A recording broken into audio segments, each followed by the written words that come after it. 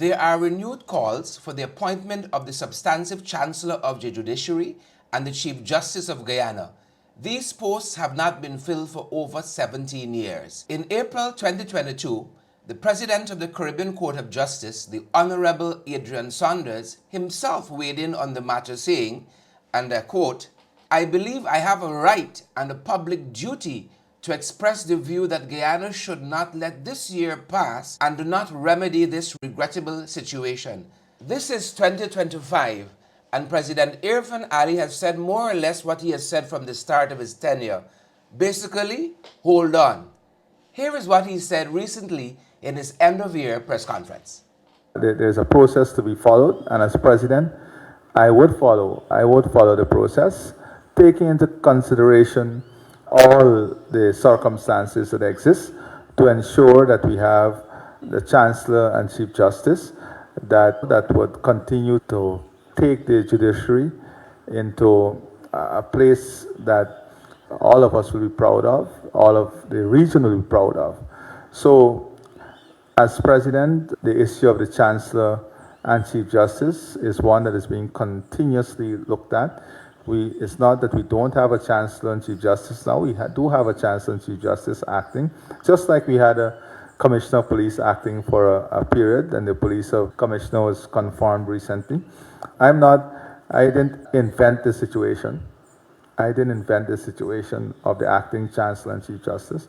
But yes, I take the point that we have to move ahead with this. Political parties in this new year are continuing to weigh into this issue, as the leader of the Alliance for Change, Nigel Hughes, did recently in their weekly press conference, expressing grave concerns. It is now evident that President Ali does not intend to confirm either the Chancellor, Ms. Yonette Cummings, or the Chief Justice, Ms. Roxanne George, in their respective positions. They have served in these positions for 7 years, and it is evident now that he does not intend to confirm them. So the country has to ask some questions. In an election year, which this is, the President said that he will shortly let us know who his persons are to be nominated for the position of Chancellor and Chief Justice. This clearly means that he doesn't intend to appoint these persons. And as you know, any decision taken in an election year, particularly in regard to the judiciary, is looked at with great suspicion. And so we have to examine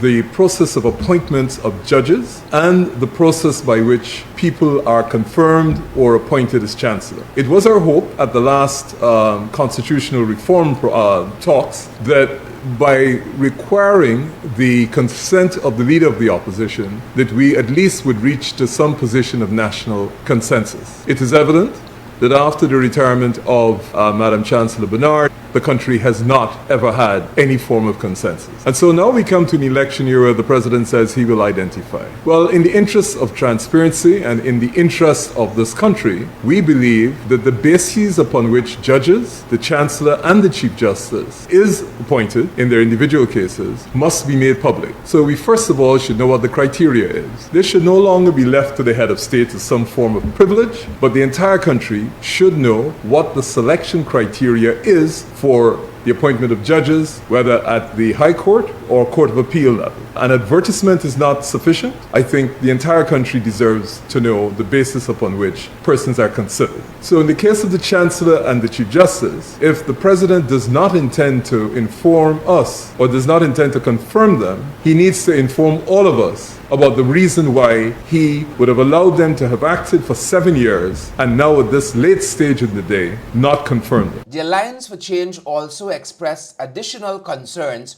related to the judiciary of Guyana, in particular, the appointment of judges. There has been a lot of disquiet and rumors, suspicion in relation to the upcoming appointments to the Court of Appeal. There was an announcement in one of the major press centers, Stalemate News, I believe sometime in December, that they had identified some judges who had been nominated to be appointed to the Court of Appeal. The very long delay and complete absence of any comment arising out of the judiciary in relation to why those appointments have not been made public is cause for speculation. It gets worse because the quality of some of the persons who have been rejected, who appeared to most of the profession to have been eminently qualified for appointment, has led to even further speculation. And so I think the country ought to know exactly what is going on in relation to the appointment of judges to the Court of Appeal. We can no longer afford to assume that there is full transparency and that the persons who are appointed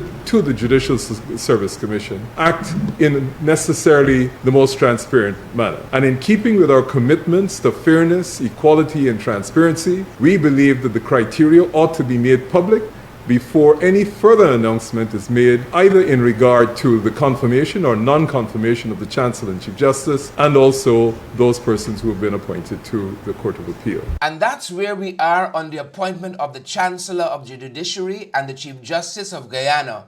If you didn't know, now you know.